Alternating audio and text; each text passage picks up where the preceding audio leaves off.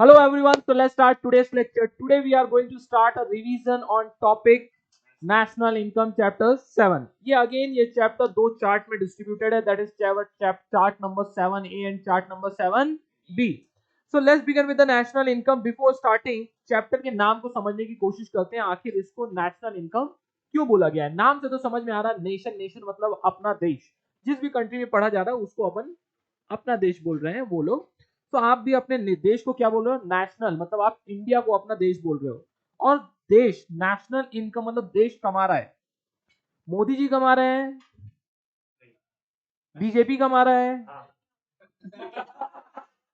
अरे I mean उसको अपन नहीं बोलते national income, we are talking about देश बनता है देश के लोगों से। और जब देश के लोग कमाते हैं, देशवासी कमाते हैं, तो देश कमाता है। मैं कोई भाषण नहीं दे रहा हूं, इसका मतलब ही होता है। तो जब देश के लोग, आम जनता, देश के प्यारे प्यारे नागरिक जब कमाते हैं, उनकी होने वाली इनकम को एक साथ सबको क्लब कर दिया जाता है, तो उसी को बोलते हैं जब नेशनल इनकम और देश की इनकम। तो नेशनल इनकम होल कंसेप्ट, जिस प्रकार से अपन इंडिविजुअल की इनकम मापते हैं, कैसे उसके खर्चों को देखते हो, क्या उड़ा रहे हैं, तो उसको पैसे उड़ा रहे हैं, तो उसको अपन उसको काउंट करते हैं, बोलते हैं इतना यहाँ खर्चा किया, ये अब्रॉड गया, ये यहाँ खर्चा, एक विला खरीदा, फिर आप प्राइवेट जेट खरीद रहा है, ये वो एंड ऑल, पार्टी से पार्टी, इतना खर्चा देख के अपन उसकी बोलते हैं यार खूब छाप रहा होगा, करीबन ये इतना छाप रहा होगा, 2-4 करोड़ पर मंथ। सो अपन उसके खर्चों को देख के अपन एक डिसाइड करते हैं क्या उसकी इनकम कैसी होगी। इसी तरह कंट्री की इनकम भी, कंट्री में लोग कितना एक्सपेंडिचर कर रहे हैं उसको देख के आइडेंटिफाई करते हैं कि कितनी देश की इनकम होगी। सो उसी को बोलते हैं अपन एक्सपेंडिचर मेथड। एक आगे चल के अपन मेथड पढ़ने वाले हैं। इसी तरह दूसरा मेथड होता है, लोगों को देखते हैं कि जैसे आपके कुछ क्लोज होंगे या कि आपको पता होगा कि यार देखो इनकी ये प्रॉपर्टी है, इतना शेयर मार्केट में इन्वेस्टमेंट है, शेयर मार्केट ऊपर गया, इतना यहाँ से कमाया होगा, ये प्रॉपर्टी से इतना रेंट आ रहा है, इनकी ये गाड़ियां चल रही, ये चल रहा, वो चल रहा, मतलब आप, इतनी जॉब है, ये बिजनेस है, इससे इतना होटल चल रहा। सो आप उनके सोर्सेज ऑफ इनकम पता है, तो सोर्सेज ऑफ इनकम से आने वाले पैसा, interest, rent, salary, business income, सबको क्लब करते हैं। तो सोर्सेज ऑफ इनकम को टोटल करके जैसे किसी इंसान की अपन बता देते हैं कि उसकी इनकम कितनी है, इसी तरह देश भी क्या करता है, देशवासियों की जितनी सोर्सेज ऑफ इनकम है, सबसे जितना पैसा आता है उनको टोटल करता है, और उसी को बोलते हैं अपन नेशनल इनकम। लेकिन इसको कौन सा मेथड बोलते हैं बच्चों? Income method. इनकम मेथड को और कौन सा बोलते हैं? Factor cost method. और लास्ट होता है दूसरा, थर्ड मेथड होता है आउटपुट मेथड, जिसको बोला जाता है प्रोडक्ट मेथड। अपन प्रोडक्ट दो टाइप से होते हैं, एक होता है फाइनल प्रोडक्ट, और फाइनल प्रोडक्ट की मार्केट वैल्यू को ही अपन टोटल कर लें, कितना प्रोडक्शन हो रहा है, उसी को अपन बोल देंगे क्या? National income. दूसरा तरीका होता है कि जैसे जैसे, जैसे बताओ ये शर्ट जो मैंने पहनी है, इसकी फाइनल कॉस्ट होगी अप्रोक्सीमेटली 1500 रुपीज। तो इसकी फाइनल कॉस्ट अपन ने पकड़ ली, तो अपन उसको क्या बोलेंगे? National income. इसको बोलते हैं फाइनल गुड्स अप्रोच मेथड। एक होता है वैल्यू एडेड अप्रोच। तो वैल्यू एडेड अप्रोच का मतलब क्या है? जो हर स्टेज में जितना जितना एडिशन हुआ, जैसे पहले कॉटन लिया गया, कॉटन को प्रोसेस करके यार्न बनाया गया, तो कॉटन कितने का था? 150 रुपीज का। यार्न कितने का लगा उसमें? 100 रुपीज का कन्वर्जन कॉस्ट। तो टोटल अभी कितने का हो गया यार्न? 250 रुपीज का। 250 रुपीज के ऊपर और आपने 100 रुपीज में क्या किया? इसको कलरिंग और शेडिंग किया, उसका 100, तो 350 हो गया। 350 के ऊपर अपन ने क्या किया? 200 रुपीज का इसका स्टिचिंग कॉस्ट वगैरह लगा, तो 500 रुपीज हो गया। तो हर स्टेप में होने वाले एडिशन को अपन टोटल करते जाते हैं। अटक नहीं गया वीडियो, मैं बता रहा हूं, हर स्टेप में ऐड जो हो रहा है उसको टोटल कर लेते हैं, उसको बोलते हैं वैल्यू एडेड अप्रोच। समझ में आ रही है बातें? सर आपने तो डायरेक्टली पूरा चार्ट ही एकदम उड़ा दिया। अच्छा, उड़ा नहीं दिया, फिर से अपन जाएंगे, लेकिन मैं बता रहा हूँ कि नेशनल इनकम जैसे एक आप आम आदमी का अपन देखते हैं, वैसे ही यहाँ पास आप अपने घर में भी कोई भी प्रोडक्ट है, चाय बनाने के लिए पहले क्या लगा आपको? तो कोई भी एक प्रोडक्ट ले लिया आपने, केक बना रहे हो, तो यदि एक केक बना रहे हो तो इतना फ्लोर लगा, इतनी इलेक्ट्रिसिटी लगी, इसमें इतना शुगर लगा, इतना ये दूसरे baking powder and all this that and all सब लगा। तो आप हर कॉस्ट को ऐड करते जाओ, हर स्टेप में हर फ्लोर कितने कॉस्ट का, सबको ऐड कर लिया तो क्या बनेगा, उसको बोलेंगे अपन वैल्यू एडेड अप्रोच। और आपने बोला ये तैयार हो गया ऑलमोस्ट, इसका वैल्यू मार्केट में आज की डेट में 90 रुपीज का मिलता है, तो वो 90 रुपीज का केक हो गया, एज सिंपल एज दैट। समझ में आ रहा है क्या कैसे निकाला जाता है? सो ये भी हो गया आउटपुट मेथड जिसको अपन बोलते हैं, और प्रोडक्ट मेथड। तो ये तीनों ही अप्रोच से पूरा का पूरा नेशनल इनकम डिपेंड करता है। यूएसए में एक्सपेंडिचर मेथड को फॉलो किया जाता है, यूएसए यूके जो डेवलप्ड कंट्रीज हैं जनरली, लेकिन कोई भी आउटपुट मेथड बस अकेले कोई यूज नहीं करता है। जैसे इंडिया में भी आउटपुट मेथड और इनकम मेथड दोनों का कॉम्बिनेशन यूज किया जाता है। ओके, सो नेक्स्ट आते हैं इंट्रोडक्शन में नेशनल इनकम। मैं उम्मीद करता हूँ आपको नेशनल इनकम समझ में आया होगा और नेशनल इनकम के कौन कौन से मेथड है और कैसे कैसे मेजर किए जाते हैं। सो नेक्स्ट आता है, नहीं आएंगे फिर से आएंगे, हम पहले आते हैं फिर से एक बार इंट्रोडक्शन में। नेशनल इनकम क्या है? एक subject matter of macro, important subject matter है, मतलब इसके बिना तो इकोनॉमिक्स अधूरी है, नेशनल इनकम होना जरूरी है। National income is a composite measure of, composite major मतलब कि आप किसी भी इकोनॉमिक का परफॉर्मेंस जो देखना चाहते हैं वो किससे मेजर कर सकते हैं आप? नेशनल इनकम से। तो national income is a composite measure of all economic activity like production, distribution, exchange, consumption, but is also an objective indicator of economic welfare. तो अल्टीमेटली पूरा का पूरा इकोनॉमिक कहां जा रहा है, किस डायरेक्शन में जा रहा है, वो किससे डिटरमाइन होता है? आपके नेशनल इनकम से। सबसे पहले इसकी इजाद या इसके ऊपर काम करने वाली जो कमिटी थी उसका नाम था नेशनल इनकम कमिटी। 1949 से गवर्नमेंट के साथ मिलकर इन्होंने काम चालू किया और उसके बाद चालू किया CSO, सेंट्रल स्टैटिस्टिकल ऑर्गेनाइजेशन। ध्यान रखना इन शब्दों का, एंड यही आज के डेट में भी डेटा कंपाइल करती है और पब्लिश भी करती है। अभी की जो मॉडर्न इकोनॉमी है, मीनिंग में इंट्रोडक्शन हो गया। मीनिंग के बारे में बात करें तो मीनिंग में सबसे पहले मॉडर्न इकोनॉमी इज ना मनी इकोनॉमी। बिना मनी के ये मॉडर्न इकोनॉमी कुछ नहीं थी, बिकॉज आप इसको सोच भी नहीं सकते, प्रिडिक्ट भी नहीं कर सकते। आज आप यहाँ बैठ के ज्ञान प्राप्त कर रहे हो किस लिए? आने वाले भविष्य में आप अच्छे से छाप सको पैसे। अल्टीमेटली पूरी भागा दौड़ी किसके लिए चल रही है? पैसों के लिए। और पैसों के बिना इस इकोनॉमी को प्रिडिक्ट करना is completely almost impossible. So national income of a country is expressed in terms of money, and national income of a nation is called as, total income of a nation is called as national income. बहुत अच्छी बात बताई इन्होंने। अब मैंने जो अभी आपको बताया तो अलग अलग, आज धोखा नहीं दिया, लैपटॉप वही है हाँ। अलग अलग डिफिनीशन दी हुई है बुक्स में भी आपके, और तीनों मेथड को कहीं ना कहीं से दर्शाने की उन्होंने डिफिनीशन के तरीके से कोशिश किया, लेकिन आपको नहीं बताया, लेकिन पढ़ने से समझ में आता है। जो एनआईसी है, एनआईसी क्या था आपका? नेशनल इनकम कमिटी, जो उसमें बहुत ही महान महान लोगों ने उसमें ज्ञान दिया है, उनके नाम पढ़ लेना आप। नेशनल एस्टिमेट मेजर वो आउटपुट मेथड से एक्सप्रेस करते हैं। दूसरा पिगो जो है वो रिसीट पॉइंट ऑफ व्यू से। रिसीट मतलब कहां कहां से आपको पैसे आते हैं, कहां कहां से आते हैं? लैंड से रेंट आता है, लेबर को वेजेस मिलता है, वेजेस का टोटल लेंगे, फिर कैपिटल को इंटरेस्ट मिलता है, इंटरेस्ट का टोटल लेंगे, फिर एंटरप्रेन्योर को प्रॉफिट मिलता है, प्रॉफिट टोटल लेंगे। तो ये जो है national dividend is a part of objective income of a community including derive from abroad. जो भी पैसे आ रहे हैं आपको जिस जिस सोर्स से, इसको बोलते हैं रिसीट पॉइंट ऑफ व्यू। एक आता है फिशर्स के पॉइंट ऑफ व्यू से, कौन सा? कंजम्पशन के पॉइंट ऑफ व्यू। कंजम्पशन मतलब एक्सपेंडिचर पॉइंट ऑफ व्यू से वो बता रहे हैं, बोलते हैं जितना आप उड़ा रहे हो उसको टोटल कर लो तो आपकी नेशनल इनकम काउंट हो जाएगी। उसी को अपन ने फॉर्मुला बेस में रखा है। तो national income dividend, national income and dividend शब्द दोनों एक ही है, आप कंफ्यूज होने का तरीका नहीं है। अरे वो यदि डिविडेंड नहीं लिखते तो फिर डिफिनेशन कैसे बनती, कुछ अलग कैसे होता? वही वही लिख देंगे तो कैसे बनेगा? आपको भी कुछ नए नए शब्दों का दुरुपयोग करना पड़ेगा, अपनी डिफिनेशन बनाना है तो आपका भी नाम आया करेगा, ऐसे पढ़ना पड़ेगा हम लोगों को, आने वाला भविष्य आपके नाम को पड़ेगा, आपने कोई डिफिनेशन दिया। So national dividend consist of services rendered by the consumer from material और ह्यूमन इन्वायरमेंट। जो भी आपने ये कंज्यूम करते हुए जो भी सर्विसेज दी है, जो एक्सपेंडिचर हुआ है, उसी को अपन कंजम्पशन एक्सपेंडिचर बोलते हैं। और उसी से फिशर जी ने ज्ञान दे दिया और क्या बना आपका नेशनल इनकम की डिफिनेशन। नेक्स्ट आते हैं इसके फीचर्स क्या है, किसके फीचर्स? इंपॉर्टेंस तो किसका है? मुफ्त बीबी का होता है। फीचर्स किसका होता है? अरे मुफ्त लैम्प्स का होल स्क्वायर का होता है। किसकी क्वेश्चन है?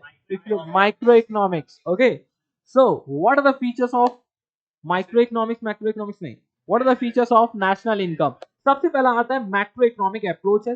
पहले ही मैक्रो इकोनॉमिक कंसेप्ट है, क्योंकि यहाँ ब्रॉडर लेवल से एक टोटल इन लार्ज इकोनॉमी पूरे नेशन की इनकम को कैलकुलेट किया जा रहा है, इसलिए कौन सा कंसेप्ट है, मैक्रो इकोनॉमिक कंसेप्ट है।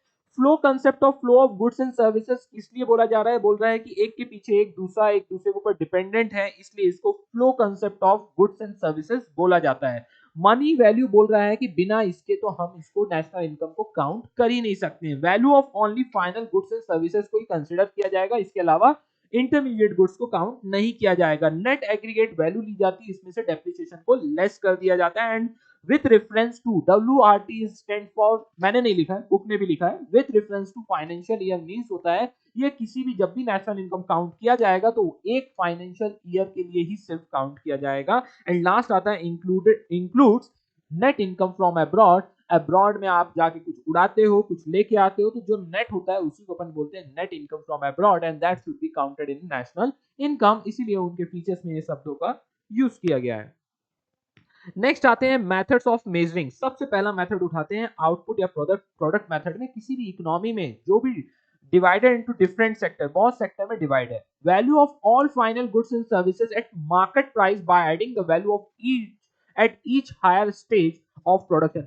Each higher stage of production का मतलब क्या होता है, बोल रहा है फ्लोर की नहीं लो, फ्लोर के बाद उससे ब्रेड बनाया गया ना, ब्रेड से सैंडविच बनाया गया ना, सैंडविच को खाएंगे आगे आगे कुछ उससे बनाया नहीं जाता, तो सैंडविच की वैल्यू को लेना है। जो ब्रेड को डायरेक्टली कंज्यूम कर रहा है तो ब्रेड की वैल्यू को लेना बहुत बहुत कॉम्प्लिकेटेड है, इसीलिए इंडियंस बोल रहे हैं भाई देखो अपने को इससे समझ में नहीं आएगा, इसलिए उन्होंने दो फॉर्मूला को कंबाइन किया। समझ में आ रहा? कुछ लोग फ्लोर बोलेंगे, तो फ्लोर से हम घर में पोली भी बना के खा लेते हैं। हाँ, फ्लोर से लोग केक बना के खा लेते हैं, पता ही नहीं चल रहा है फ्लोर जा कहां रहा है, तो किसकी वैल्यू को ऐड किया जाता है, इसीलिए बोला है higher stage of the production. आपने फ्लोर पहले व्हीट था, व्हीट से फ्लोर बनाया, फ्लोर को लिए व्हीट को ले, कुछ लोग व्हीट को कंज्यूम कर लेते हैं, गाय ठीक है कुछ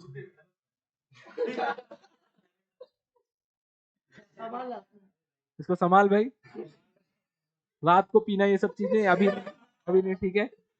सो भगवान अच्छा है, इतना माइक का यहाँ का लगता है कि आवाज नहीं जाती होगी, मेरी आवाज जा रही है नहीं जा रही, मेरे को कॉन्फिडेंस नहीं है, तुम्हारी क्या जाएगी।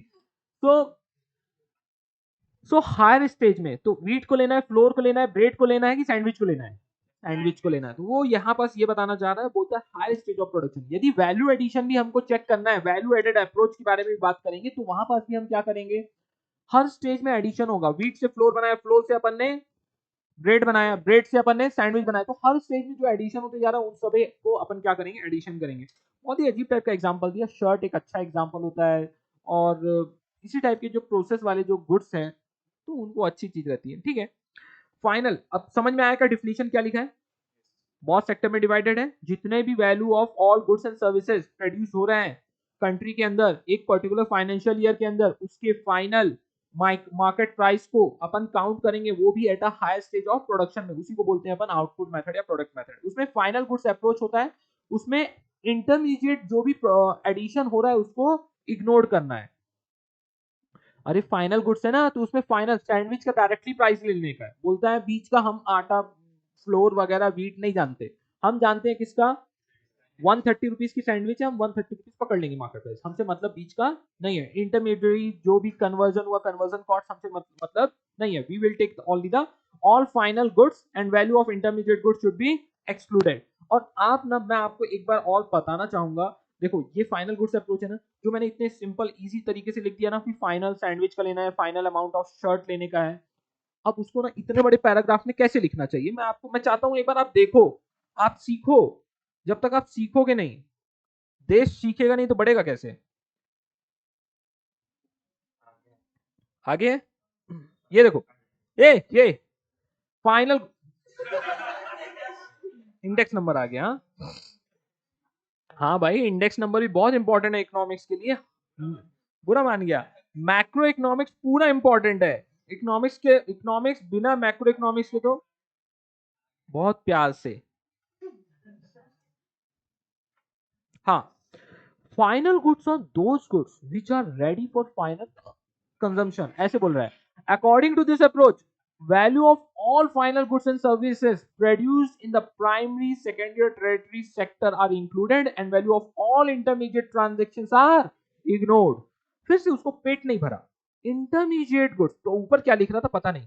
Intermediate goods are involved in the process of producing the final goods, that is the final flow of output purchased by, बहुत बड़ा है बच्चा, consumer. Hence the value of final output includes the value of intermediate products. For example, the price of bread, अरे यहाँ भी bread है क्या? Bread includes the cost of wheat, making of flour, and etc. And likewise, wheat and flour are the both intermediate goods. Their values are paid up during the process of production. In the final product, that is bread, the value of intermediate goods are already included. Thus, a separate accounting of the value of intermediate goods along with the accounting of the final product would mean double counting. To avoid this, the value of the only the final product or goods must be computed. मतलब आपके जब notebook में आप जब लिखोगे ना answer, कम से कम ये ना एक पेज भर जाएगा आपका. ओके, आ रही बात समझ में? ये बैलेंस बजट कहाँ पहुंच गए हम लोग?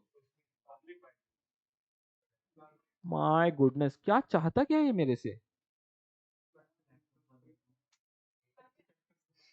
समझ में आ रहा है क्या? वो चाहता जल्दी जल्दी जाएंगे, वहां भी जाएंगे, मतलब सबको अपना इंपॉर्टेंस पहले बताना है. अरे ठीक है, अभी क्या देखना चाहते हो बता तो दिया.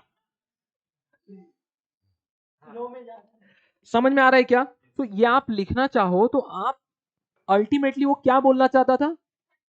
फाइनल गुड्स की वैल्यू को ही सिर्फ इंक्लूड करेंगे, नहीं तो डबल काउंटिंग हो जाएगी. हो नहीं सकती, हो जाएगी. ओके, सो इसी तरह value added approach, the value added method भी जिसको बोला जाता है, in order to avoid the double counting. Intermediate level में जो जो एडिशन होते जा रहे हैं during the for the making of final product, सारे इंटरमीडिएट की वैल्यू को अपन एडिशन को अपन क्या कर लेंगे, ऐड कर लेंगे, और उसी से बन जाएगा हमारा क्या, वैल्यू एडेड मेथड से national income. Thus, GNP is obtained as a sum of total of value added by all different stages of production process till the final output is reached in the hands of the consumer to meet the final demand. This can be illustrated. देखो, cotton, yarn, cloth, shirt, total value 500. पहले कितने का था? पहले देखो 150 का था, output ही था, इनपुट आउटपुट दोनों सेम है, 150 का था. उसके बाद हमने 150 का एडिशन किया तो टोटल कितने का बन गया? 250. 250 में अपन ने और ऐड किया क्लॉथ बनाने के लिए, तो प्लस 250 किया, तो टोटल कितना बन गया? ये 400. लेकिन 250 किस में ऐड किया? वैल्यू एडेड कितने का हुआ? ये कुछ गलत दिखा है क्या इसमें? देखो, नहीं नहीं, क्लॉथ की वैल्यू कितनी है? फाइनल आउटपुट 400 है, और हमने एडिशन इनपुट कितना किया है? 250 का. लेकिन इन दोनों के डिफरेंस को ही देख रहा है, वो कितना बोल रहा है? 150 का हुआ है. और फाइनल शर्ट कितने का बना है? 500 का. और हमारा इनपुट कितना मिला है? ये यहां से बार बार इनपुट आ रहा ना, समझ में आ रहा है? सो 400 का था, तो अभी हमारा कितना हो गया? 500. तो 100 रुपीज का एडिशन. ये सबको भी देखोगे तो ये 500 इज इक्वल टू ये 500. अल्टीमेटली कोई से भी अप्रोच करो, यदि दोनों से अलग आता तो फिर नेशनल इनकम फिर कैलकुलेट तो उसी मेथड से करते जिससे वैल्यू ज्यादा आती. तो डबल काउंटिंग दोनों में अवॉइड होने ही वाली है. तो हम अल्टीमेटली यहाँ पास भी यदि हम final value goods approach apply करेंगे तो भी कितना आएगा? 500 आएगा. यदि हम वैल्यू एडेड अप्रोच अप्लाई करेंगे तो भी कितना आने वाला है? 500 आने वाला है. मैं उम्मीद करता हूँ ये नॉर्मल लेक्चर नहीं है, लेकिन आज बहुत प्यार से आपको पढ़ा रहा हूँ. क्या हो गया है मेरे को? चलो, लेकिन अभी प्रिकॉशन में देखते हैं. Value of all final goods and services को ही बस लेना है. Self consumption by the farmers, उसको एस्टिमेटेड वैल्यू में लेने का है. Cost is equal to market price minus जो मार्केट. अपन कॉस्ट कैसे निकालेंगे किसी भी गुड्स का? मार्केट प्राइस से अपन इनडायरेक्ट टैक्स को माइनस करते हैं, because that is a tax, it's not a production. Tax को हटाएंगे तब जाके हमको कॉस्ट आएगी. तो मार्केट प्राइस से कॉस्ट इनडायरेक्ट टैक्स को हटाना है और सब्सिडीज को ऐड करना है. इसके ऊपर पूरा ज्ञान दिया हुआ है, ध्यान आ रहा होगा आपको. ये सब ध्यान आ रहा है? सब्सिडी क्या होती है? गवर्नमेंट आपको जैसे 200 रुपीज केजी शुगर मिलने लगी तो क्या आ जाएगा? भौकाल आ जाएगा. क्या आ जाएगा? भूकंप आ जाएगा. जो भी बोल रहे हैं कुछ तो आ जाएगा. तो गवर्नमेंट क्या करती है? बोलती है 200 rupees KG sugar manufacturer 200 KG में बेचेगा. क्यों बेचेगा? क्योंकि उसको कॉस्टिंग उतनी पड़ी है. तो गवर्नमेंट बोलती है एक काम करो, जनता हमको अगले साल वोट नहीं देगी. नहीं, मतलब मीठा खाने का सबको हक है 1 तारीख को. तो बोल रही है एक काम करो, ₹150 मैं तुमको दूंगी, तुम मार्केट में कितने में बेचो, ₹50 में ही बेचो। 50 रुपीज केजी में शुगर मार्केट में मिल रही है, लेकिन ₹150 कौन दे रहा है, गवर्नमेंट दे रही है। बताओ अभी भी गवर्नमेंट यदि ₹150 सब्सिडी दे रही है तो मार्केट प्राइस क्या है, बताओ फिर से, मार्केट प्राइस कितना है, 50 रुपीज है। मार्केट प्राइस कितना है, 50 रुपीज है। तो क्या आपने 50 रुपीज का प्रोडक्शन किया है, नहीं। तो कैसे निकलता है, कॉस्ट कितनी थी, 200, इसमें इनडायरेक्ट टैक्स अभी हटाते हैं, माइनस सब्सिडी कितना था, 150, तब जाके 50 क्या है, मार्केट प्राइस है। बताओ नेशनल इनकम में किसको इंक्लूड करना चाहिए, कॉस्ट को। कॉस्ट कितने की थी, 200 रुपीज की। कुछ कुछ समझ में जिनको आ रहा है वो तो ठीक है, नहीं आ रहा है तो ऊपर वाला तो देख ही रहा है, इसका नॉर्मल लेक्चर देख लेना, आपको और देखना होगा। Changes in the value of closing stock and difference between the year taking into account upon, ma'am के लेक्चर में भी होता है, मेरी स्पीड मैच नहीं कर पाता ये, क्या बोलना चाहते हो तुम लोग, कहाँ गया ये, प्यार से बताओ बेटा, किसके लेक्चर में,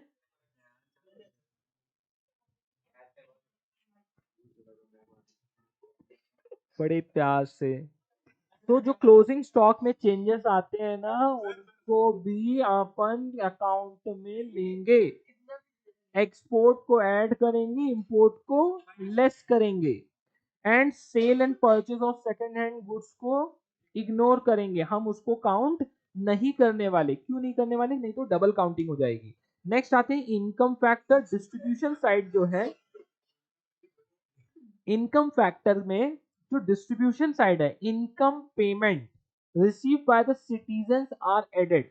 जो भी इनकम पेमेंट मिल रहा है, जैसे आपके डैड को क्या मिल रही है, सैलरी आ रही होगी, रेंट आ रहा होगा, ओके, इंटरेस्ट आ रहा होगा, तो ये सब चीजों को ऐड करने का है। बिजनेस कर रहे होंगे तो प्रॉफिट भी आ रहा होगा, तो इन सबको ऐड करेंगे, कमीशन मिक्स इनकम में आ जाएगा।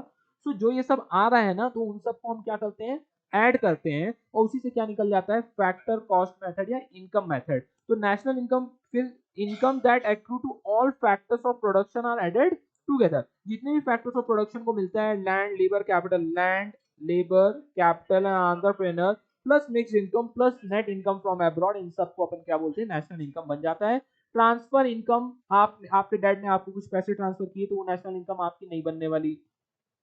गिफ्ट, डोनेशन, ओल्ड एज, कुछ भी नेशनल इनकम नहीं बनने वाला। अनपेड सर्विसेज, हाउसवाइफ का मॉम ने मैगी बनाई आपके लिए, 2 मिनट में 5 मिनट लग गए, तब भी वो इसमें काउंट नहीं होगा।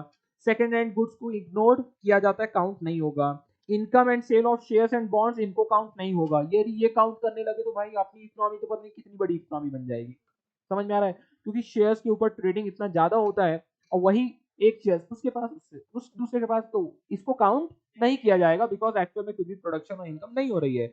Government revenue from direct taxes should be ignored. अरे डायरेक्ट टैक्सेस मतलब क्या, आप ही से पैसा ले लिया जाता है डायरेक्टली, मतलब आपने जो कमाया है ऑलरेडी वो इनकम में तो ऐड हो गया है, उसी इनकम में से, तो वो इनकम बोला जाएगा। इनकम के अंदर से फिर बाद में हम इनकम उसको भी बोलेंगे, 100 रुपए की इनकम है, उसमें से आपने 30 रुपए टैक्स पे कर दिया, तो भी बोलेंगे आपकी इनकम कितनी है, 100 रुपए है।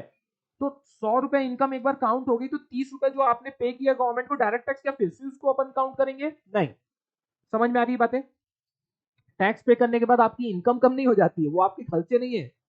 ओके, सो अनडिस्ट्रीब्यूटेड प्रॉफिट, कंपनी में यदि कुछ प्रॉफिट होता है और वो किसी को नहीं देती, खुद दबा के रख लेती है, तो उसको भी अपन काउंट करने वाले हैं। Data obtain from IT return, reports, books of account, estimate of all small income, ये सबसे अपन को चीजें पता चलती रहती है। नेक्स्ट आते हैं expenditure and outlay method. So total expenditure incurred by the society is added, जितना भी खर्चा कर रही है सोसाइटी में रहने वाले आम जनता।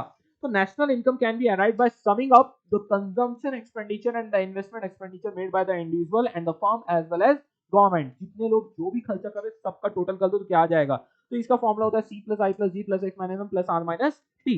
सी क्या है, कंजम्पशन एक्सपेंडिचर, आई क्या है, इन्वेस्टमेंट एक्सपेंडिचर, जी क्या है, government expenditure, X minus M क्या है, net export, export minus import, R minus B क्या है, नेट रिसीट फ्रॉम अब्रॉड, जितना हमने पैसे आए हैं और जितना हमने अब्रॉड में पैसे दिए हैं। ऑल इंटरमीडिएट गुड्स को छोड़ देना है, सेकंड हैंड परचेज को छोड़ देना है, ट्रांसफर पेमेंट इग्नोर कर देना है, expenditure on repurchase of shares and bonds को इग्नोर करना है, इनडायरेक्ट टैक्स को लेस करना है।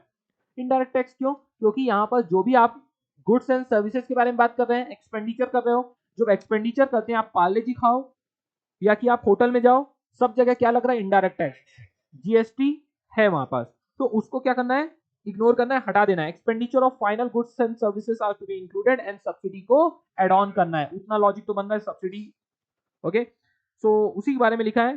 C stand for private consumption expenditure, I stands for domestic private investment expenditure, G stands for government final consumption expenditure, X minus में export minus import है, R minus net income from abroad है, and this all.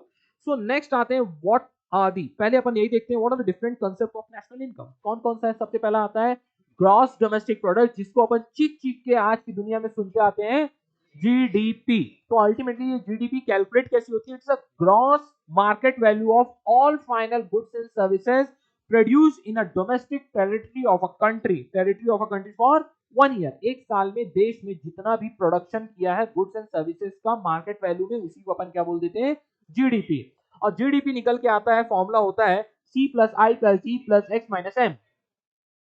ठीक है, जिनको नहीं पता है वो ध्यान से देखें। नेट डोमेस्टिक प्रोडक्ट ग्रॉस से नेट करते हैं, तो अपन ने फीचर्स में भी पढ़ा था, किसी भी चीज को नेट करने के लिए हम डेप्रिसिएशन लेस कर देते हैं, तो जीडीपी से अपन ने डेप्रिसिएशन लेस कर दिया तो क्या बन जाएगा, एनडीपी। एनडीपी बनाने के लिए क्या करेंगे, जीडीपी माइनस डेप्रिसिएशन। नहीं तो पूरा फॉर्मूला बोलना है तो क्या बोलेंगे, C plus I plus G plus X minus M minus depreciation.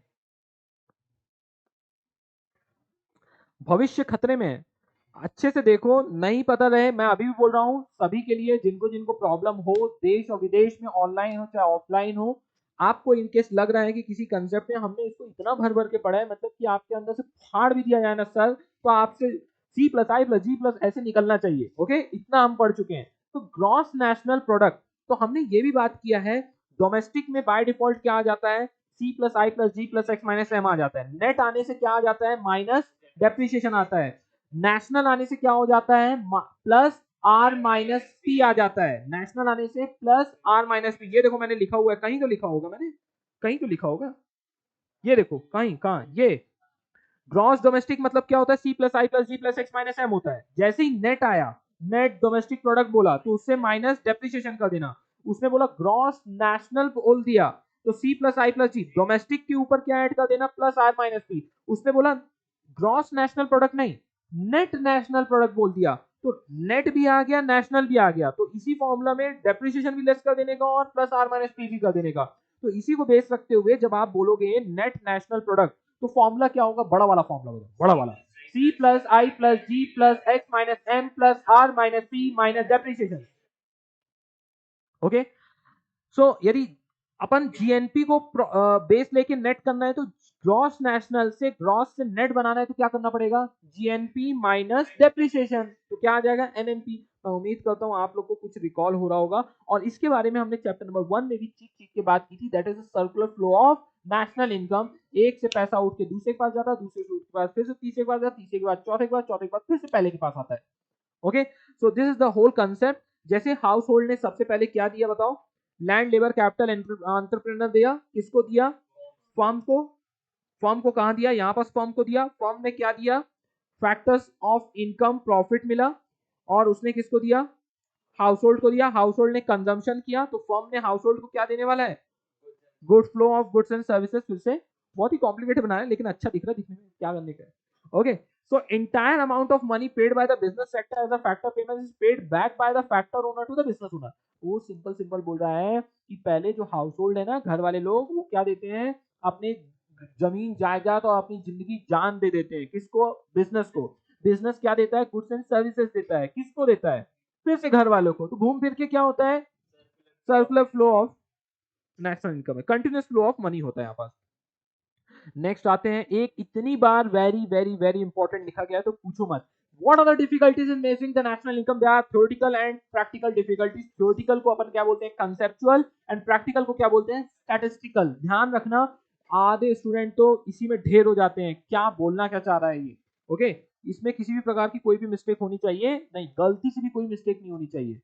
Okay, फिर आता है इंपॉर्टेंस ऑफ नेशनल इनकम। तो ये दोनों ये तीनों जो कंसेप्ट है वो बहुत ही ज्यादा एग्जाम पॉइंट ऑफ से इंपॉर्टेंट है। क्या करना है आपको, आपको मैं डिटेल में विद कंटेंट पढ़ा दूं। इतना इंपॉर्टेंट बोलने के बाद नहीं कैसे बोल सकता हूं मैं, आप कितना भी नहीं बोल दो। What are the difficulties? Theoretical difficulties सबसे पहला आता है, बोलता है ट्रांसफर पेमेंट, बोलता है पेंशन, अनएम्प्लॉयमेंट अलाउंसेस जो दिया जाता है गरीबों को नहीं, किसको बोलेंगे, मिडिल क्लास नहीं, ओल्ड एज पीपल को जो दिया जाता है, वो भी क्या है, एक टाइप से देखा जाए तो उनके लिए एक टाइप से इनकम है, और एक टाइप से देखा जाए तो इनकम नहीं है, ट्रांसफर ऑफ पेमेंट है।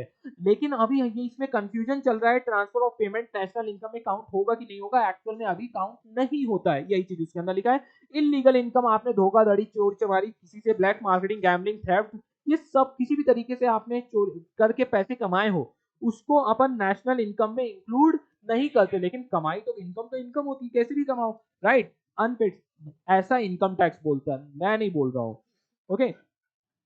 अनपेड सर्विसेज, आपके घर में माँ है, बाबा है, इतना आपके लिए करते हैं, क्या आपसे कुछ चार्ज करते हैं? नहीं। तो उनकी अनपेड जो सर्विसेज है, क्या उसको नेशनल इनकम में काउंट करना चाहिए? नहीं। करना तो चाहिए लेकिन नहीं करते हैं, क्योंकि बोला गया है कि जितनी भी नॉन पेड सर्विसेज हैं या जो भी है जहां पर पैसों का लेन देन नहीं है, उसको हम नेशनल इनकम में काउंट नहीं करते। नेक्स्ट आता है प्रोडक्शन ऑफ सेल्फ कंजम्पशन, यदि खुद कुक करके या खुद के आपने टेरिस में अपने नींबू लगाया, कड़ी पत्ता लगाया है, ओके, या कि जिस प्रकार से फार्मर खुद का प्रोडक्शन करता है और खुद कंज्यूम कर लेता है। क्या मोदी जी को पता है, क्या सीएसओ को पता है कि आपके घर में कड़ी पत्ता का पेड़ लगा हुआ है? हाँ, क्या नींबू लगा हुआ है आपके घर के टेरिस में, और क्या क्या लगा के रखा है? क्या मोदी जी को पता है? क्या सेंट्रल स्टैटिस्टिकल ऑर्गेनाइजेशन को पता है? नहीं पता। तो लेकिन वही बोल रहा है, क्या वो सेल्फ कंजम्पशन जो आप कर रहे हो उसको डू नॉट इंटर, देखो मैं तो, मेरे घर में नहीं लगा है तो मैं मार्केट से कड़ी पत्ता लेके जाता हूँ, ओके, फिर उसको ड्राई करता हूँ, प्रोसेस करता हूँ उसके ऊपर, फिर उसको फ्रिज में बॉक्स में पैक करके रखता हूँ, तब जाके मौसी सुबह सुबह आके जब पोहे बनाती है उसमें कड़ी पत्ते का तड़का लगता है। आओ वापस आ जाओ भाई, आ जाओ। Hence it is not accounted for in the national income. नहीं डालते तुम? क्या बात कर रहे हो? क्या डिस्कशन चल रहा है तुम लोग का?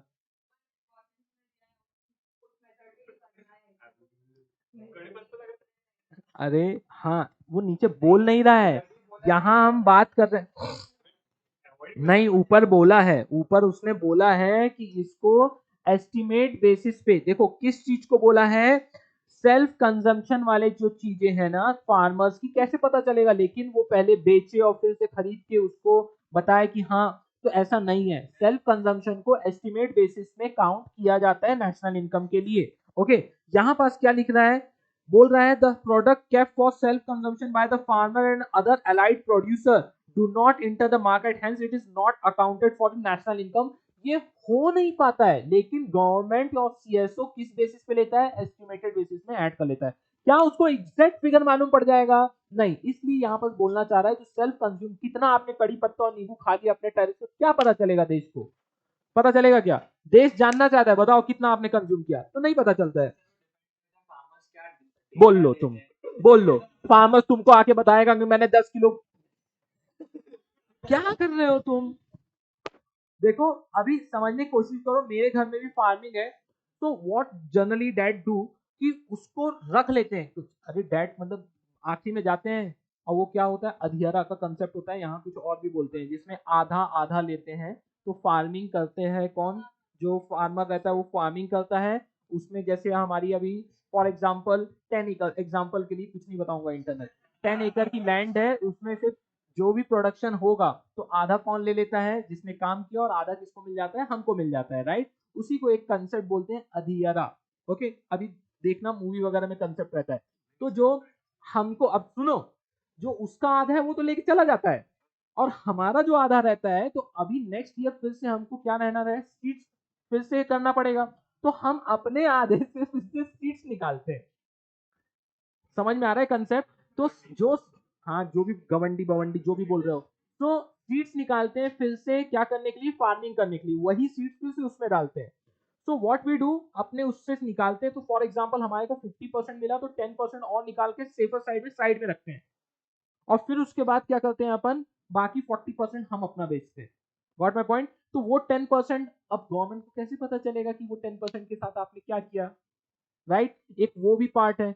कुछ हम लोग लेके आते हैं, बहुत कम खाते हैं हम लोग, लेकिन तब भी हम लेके आ जाते हैं। राइस होता है, राइस खाते ही नहीं हम लोग, ज्यादा नहीं खाते। प्रोड्यूस तो करते हैं। तो ह्यूज राइस और सबसे best one of the best quality का राइस होता है, विष्णु भोग करके रहता है, वो जनरली यहाँ मिलता भी नहीं है। तो वो प्रोड्यूस होता है फार्मिंग में, और बहुत सारे ऐसे ऐसे प्लांट लगा के रखे हुए अच्छे, वेल प्लान्ड है, डोंट वरी। और काफी अच्छी एग्रीकल्चर इनकम होती है, यदि अच्छे से एग्रीकल्चर किया जाए तो अच्छी एग्रीकल्चर इनकम होती है। गवर्नमेंट से कोई भी सपोर्ट नहीं लिया जाता और मिलती भी नहीं है वैसे, बाय द वे, हम जैसे लोगों को। कौन, क्योंकि क्या हो जाता है कि गवर्नमेंट का सपोर्ट लेने के लिए बहुत ज्यादा लाइन चक्कर एंड ऑल दफ्तर, तो खुद से सब कुछ किया जाता है। और राइस के प्रोडक्शन में सबसे ज्यादा लगता है क्या, वाटर। और वो सब अपन पूरे सिस्टम से उसको डेवलप किया गया है ताकि कोई भी प्रॉब्लम ना आए। और ना तो कोई वहां पास, जबकि ये सब कब कहाँ पास फार्मिंग होती है, जहां पास पानी या नदी या कोई झील पास में हो, वहां कुछ भी नहीं है तब भी अच्छी खासी फार्मिंग हो जाती है। सो नेक्स्ट आते हैं फॉरेन फर्म्स में। तो इनकम फ्रॉम फॉरेन फर्म्स, हाँ, इनकम फ्रॉम फॉरेन फर्म्स बोलते हैं IMF, income from foreign funds should be included in the national income of the country where the actually undertakes the production work। तो बोल रहे हैं firms actually undertakes the production work, यहां पास कुछ भी, अरे इनकम फ्रॉम फॉरेन फर्म्स जो, हाँ, तो जो फॉरेन में फर्म्स है, बिजनेस है, तो एक्चुअल में क्या है, income from foreign firms should be included in the national income of the country. जिस कंट्री में प्रोड्यूस हुआ है वहां इंक्लूड होना चाहिए ना। यहाँ क्या बोल रहा है, where the firms actually undertakes the production work, वहां होना चाहिए। यहाँ पास क्या हो रहा है, जो भी इनकम यदि वहां से भी आ रही है तो हम उसको भी इंक्लूड करे ले रहे हैं। बात समझ में आ रही है क्या? तो बोल रहा है कि यहाँ पर थोड़ी सी कंफ्यूजन है। सिंपल सा कंसेप्ट है, जीडीपी के बारे में बात करते हैं जो भी कर रहे हैं, तो बोल रहा है कि foreign firms, income from foreign firm should be included in the national income of the country where actually वो प्रोडक्शन हुआ है। ओके, वहां इंक्लूड होना चाहिए। अब कहाँ इंक्लूड होता है आप समझ लेना। वैल्यूएशन ऑफ गवर्नमेंट सर्विसेज, अब बताओ, वो ट्रैफिक पुलिस वाला आपको ट्रैफिक कंट्रोल कर रहा है, वो कुछ प्रोड्यूस कर रहा है क्या? क्या उसकी सर्विसेज को भी क्या एट अ मार्केट प्राइस आप माप सकते हो? जो इतना एफर्ट ले रहा है, ले लो कोई 50,000 रुपए ले लो, कोई करेगा क्या वहां जाके ट्रैफिकिंग? नहीं करेगा। लेकिन उनको सैलरी कितनी मिलेगी, 20,000 30,000, उनको गवर्नमेंट सर्वेंट है। तो बोल रहे हैं, और बहुत सारा लॉ एंड ऑर्डर मेंटेन करने के लिए जज वगैरह रहते हैं, तो आप कोई केस फाइल करते हो तो आपको 200 500 1000 रुपए देना पड़ता है। वो इतना एजुकेटेड इंसान है, क्या उसको आप 500 रुपए और 600 रुपए की सर्विस दे के आप अपना डिसीजन लेते हो? सो डॉक्टर को देख लो कितनी ह्यूज फीस लेता है। ऐसे ही सुप्रीम कोर्ट और हाई कोर्ट के जज चार्ज करने लगे कि डिसीजन लेने के लिए हम इतना चार्ज करेंगे। सो उनकी एक्चुअल वैल्यू बहुत ज्यादा है। तो आप गवर्नमेंट सर्विसेज को, वो आपको मिलती फ्री में है या बहुत नॉमिनल कॉस्ट में मिलती है, लेकिन उसकी एक्चुअल वैल्यू ज्यादा है। तो किस रेट में लेना चाहिए, मार्केट रेट में लेना चाहिए कि एक्चुअल रेट में लेना चाहिए, वो कंफ्यूजन है यहाँ पास। So the calculation of these services at market price is difficult as the real value of these services are not known. They are difficult to calculate the national income. Changing in price level. Price level मतलब पहले change आता है, rise in the price rise होता है. For example, difficulties in calculating the national income to change the price level. For example, when the price level rises, the national income may show an increase even though the production may have decreased. मैंने इसका concept बताया था इस session में. Okay, अभी कुछ okay. तो बोल रहा है कि ये प्राइस राइज के कारण भी नेशनल इनकम में मेजर चेंजेस आता है, लेकिन एक्चुअल में नेशनल इनकम इंक्रीज नहीं होती है। अब आते हैं प्रैक्टिकल डिफिकल्टीज में। क्या क्या प्रैक्टिकल डिफिकल्टीज है? सबसे पहली प्रैक्टिकल डिफिकल्टीज है, कितना भी तुम अवॉइड करना चाहो, सबसे पहला प्रॉब्लम आता है डबल काउंटिंग। डबल काउंटिंग मतलब इसको अवॉइड करना, it's almost equivalent to impossible. Okay, so अब फ्लोर बन गया, किसी ने वीट बनाया, वीट एक बार पता चल गया, उससे फ्लोर बना लिया, उसके बाद उसने उसके साथ क्या किया, घर के अंदर बना के रोटी खाई है, केक खाया, केक बना के बेच दिया, कुछ पता नहीं चलता है। बोलता है इसलिए कुछ पता नहीं चलता। So bakery is an intermediate product and they that buy the household is the final product. तो वही बेकरी के लिए फ्लोर वो भी वही मार्केट से लेके जाता है और क्या बना देता है, केक एंड ब्रेड बना देता है। हम भी लेके आ जाते हैं, हम रोटी बना के खा लेते हैं। तो अब किस चीज को फाइनल प्रोडक्ट बनाए? ओके, तो existence of non monetize sector, ऐसे बहुत से रूरल एरिया में भी coaching classes and all business चलते रहते हैं, वो गवर्नमेंट को पता ही नहीं है और वो कुछ रिपोर्ट भी नहीं करते हैं। अब आप बोलोगे इनकम टैक्स रिटर्न क्या पान वाला फाइल कर रहा है क्या? कैसे पता चलेगा कितने पान बिक गए? समझ में आ रहा है? शूज कितने पॉलिश हो गए? तो कुछ अनऑर्गेनाइज सेक्टर या नॉन मोनेटाइज सेक्टर है जिसके बारे में कुछ भी पता नहीं है, इसलिए वो भी प्रॉब्लम होता है। इनएडिक्वेट एंड अनरिलायबल डेटा, जो डेटा आ रहा है वो भी थोड़ा क्या है, एडिक्वेट नहीं है। Cost data related to crop, fisheries, animal husbandry, forestry, construction work, small enterprise not available in a developing countries. So ये सब चीजें अच्छे से अवेलेबल नहीं है, does not reveal the actual size of the national income. Depreciation, अब depreciation किसको refer and tear of capital asset. तो due to their use in the process of production there is a no uniform common और accepted standard rate of depreciation. किस rate से depreciation लगाना चाहिए, हर जगह बोला है डेप्रिसिएशन लेस करना है, लेस करना है, लेस करना है। अरे कौन से मेथड से, इनकम टैक्स के मेथड से, कंपनीज एक्ट के मेथड से, कि खुद की मेथड से। Okay, so capital gain and losses, अब ये सब प्रैक्टिकल डिफिकल्टीज चल रही है। अरे आप भूल गए हो क्या, ठीक है। So capital gain and capital losses which accrue to the property owner by increase और decrease in the market value of the capital assets are not included in the national income because these changes do not result in the economic activity. यदि अब एक land थी, यही जो land थी, अब 1 lakh rupees में पूरा खरीदा था, आज 1 करोड़ से ऊपर की वैल्यू है, समझ में आ रहा है। तो ये जो वैल्यूएशन में इंक्रीज है, एक्चुअल में कुछ चेंजेस हुआ है क्या, कुछ नहीं हुआ, जैसा का था वैसा ही है। इलिटरेसी, अनपढ़ गंवार जो रह जाते हैं, पढ़ाई लिखाई नहीं कर पाते हैं, जो क्लास को नहीं आते हैं एडमिशन लेने के बाद भी, due to ignorance small producer do not keep. ये उनके लिए नहीं है एक्चुअली, क्लास में जो नहीं आ रहे हैं उनके लिए है। नहीं आई मीन मतलब जो लाइव भी नहीं आ रहे हैं, जो घर पता नहीं क्या कर रहे हैं जिंदगी में, उनको भी नहीं पता कितना इंपॉर्टेंट, अभी कौन सा कॉलेज चल रहा होगा, कौन सा एग्जाम चल रहा होगा, अभी तो कुछ नहीं हो रहा होगा। किसी का चल रहा है क्या एग्जाम इस टाइम में, नहीं ना। हाँ मैंने कहा बहुत ज्यादा हाईटेक तो नहीं हो गया कॉलेज वगैरह, तो मैंने कहा दिन कम पड़ रहे हैं उनको पढ़ाने के लिए, इसलिए मैं पूछ लिया। तो producer do not keep an account of their production, to can not give the information about the quantity of और द वैल्यू ऑफ आउटपुट। उनको पता ही नहीं है, वो बस बना रहे हैं, बेच रहे हैं, अपना पेट चला रहे हैं बेचारे। Okay, so difficulties in classification of working population. अब ये वर्किंग पॉपुलेशन के ऊपर बहुत बड़ा ज्ञान दिया हुआ है, बोलता है किसको वर्किंग पॉपुलेशन बोले, किसको नॉन वर्किंग पॉपुलेशन बोले।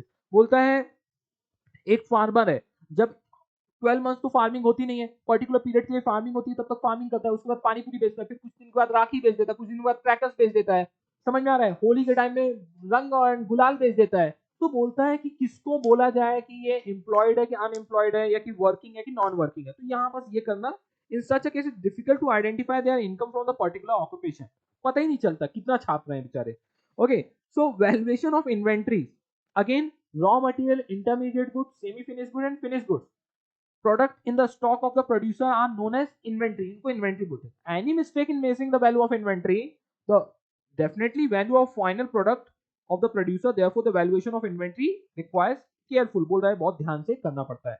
लेकिन इसका वैल्यूएशन चेंज हुआ तो आपके क्या होगा, नेशनल इनकम में भी इंपैक्ट आएगा।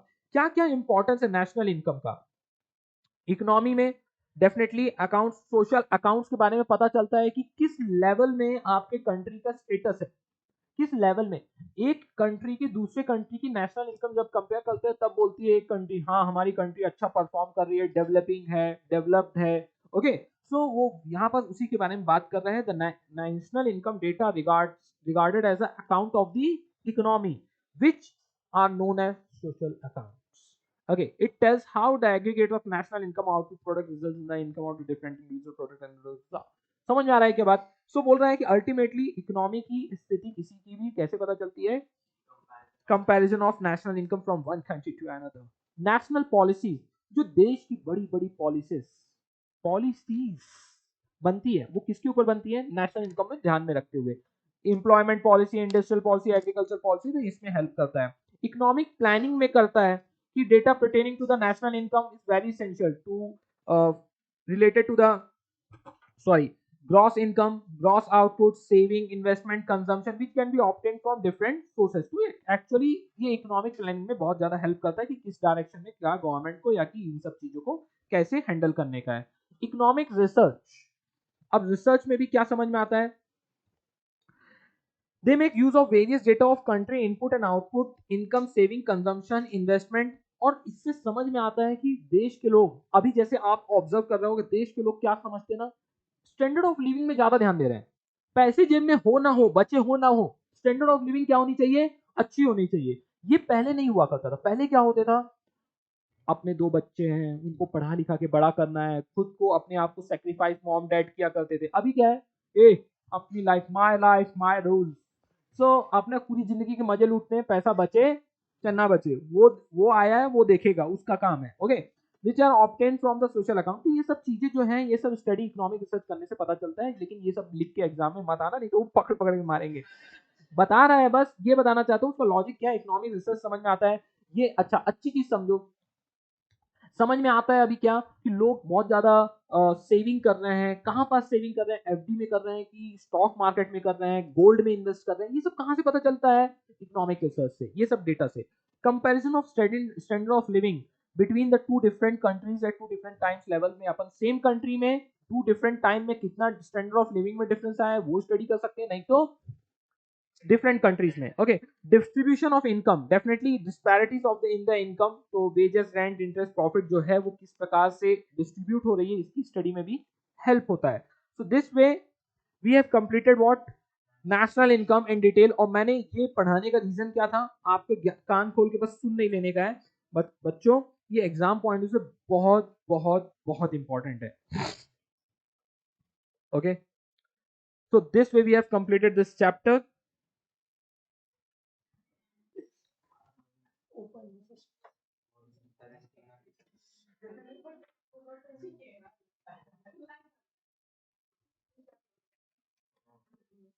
ये ब्लैक एंड व्हाइट चार्ट्स थे, अब ये कलरफुल हो गए हैं, इसको बोलते हैं डेवलपमेंट। ओके, सो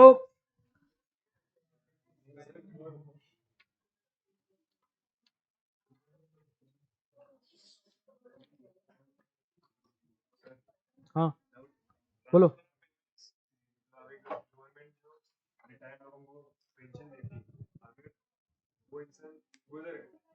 तब भी उसके अकाउंट में जो पेंशन उसको मिलती है वो भी ऐड कर। अरे तो पेंशन जीते जी मिले या मरने के बाद, सुन लेना, डाउट समझ में आ गया, कभी भी इंक्लूड वैसे भी नहीं करते हैं, तो नेशनल इनकम के पार्ट।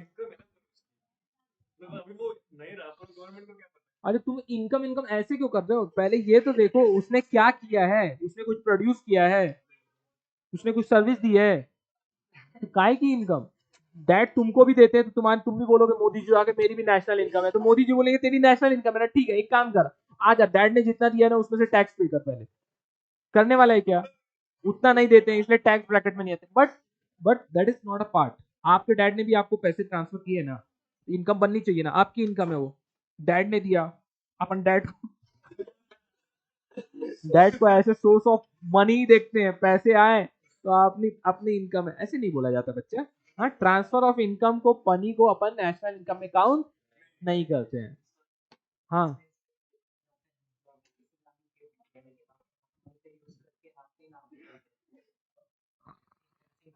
छोटी मोटी बातों में ज्यादा ध्यान नहीं दिया करो। तुम तो अभी बोलोगे दूध पिया, दूध पीने के बाद वॉमिट हो गया, उससे ये निकला, ऐसे नहीं करने का है।